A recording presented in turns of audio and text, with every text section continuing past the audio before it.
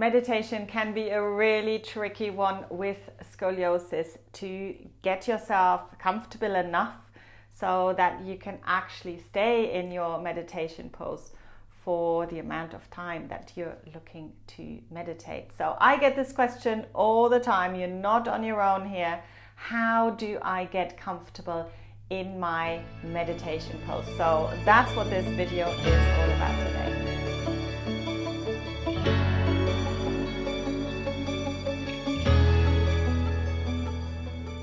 Welcome to Move with Scoliosis, your channel for everything yoga and Pilates with scoliosis. My name is Christine Jareggi-Berry, and today we're talking about meditation. So, as always, we need a little bit of preparation. We need some props.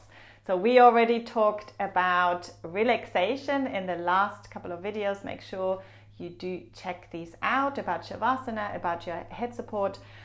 Today we're talking about sitting, obviously. So what I would always start with before I even get out my belt,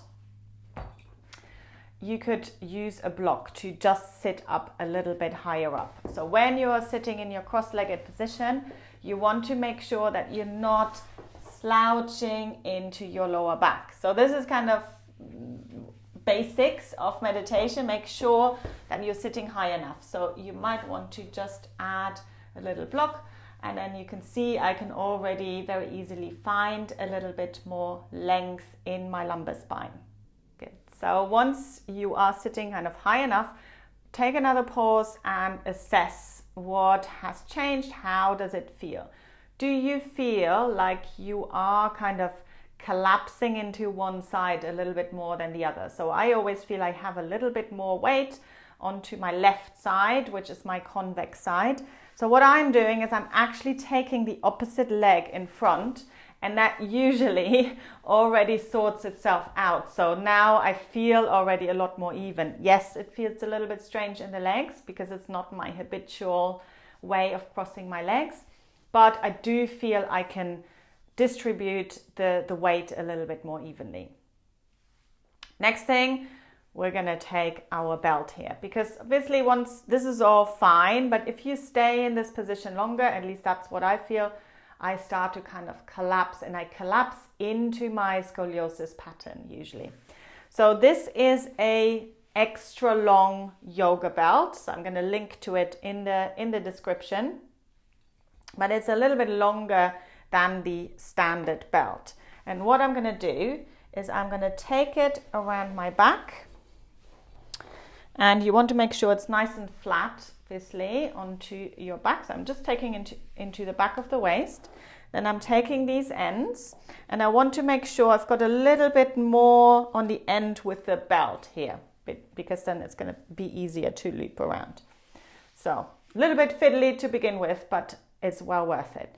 So I'm going to take it to the inner knees here, and I'm going to take it around the legs. And then notice that obviously I have a little bit more on this side, so I can take it all the way around to the other side, and then I can comfortably loop it here. So then you just want to loop your belt. So I'm taking it across the two rings and then back through one, just to have it nicely secured. Good. So I kind of end up with this position here. And then what I can do is I can just pull on the end here to give myself a little bit more support. So you've got one strap which is a little bit higher, and then one strap that is a little bit lower. Good. So this is what it looks like from the back. So I can play around with the position here. I like to have this one a little bit lower so I can support the back of the pelvis, and it means I can kind of sink into a little bit without kind of collapsing. So I can tighten this a little bit more. Let's tighten it a little bit more and bring this a little bit higher up. There we go. And then I feel really, really nicely supported here. So the good news is that once you've done this, you can just kind of take it off like that. So you just take it off your knees and it's kind of looped in the right position. So you don't have to do it every single time like that. So for the next time I'm using it, I can just take it around my knees like that, and then it's already in place. So I just have to kind of put it into the right position, and here I am. So it's a little bit quicker like this. But hopefully you will find it just gives you so much more support. If I don't have the belt, I just feel like I either have to overarch my back to be able to stay in this upright position, or I slowly start to sink into my lower back, or I start to sink into one side. For me, this will be the left side here. So I'm hoping that you find this just as helpful as I do. I use this all the time. I even sometimes use it when I'm sitting at my desk. So I really hope that you enjoyed this video today. If you've got a thoracic scoliosis, this is a fabulous video here about an easy way to derotate and using a great breathing exercise to help you with that derotation. So make sure you check this out.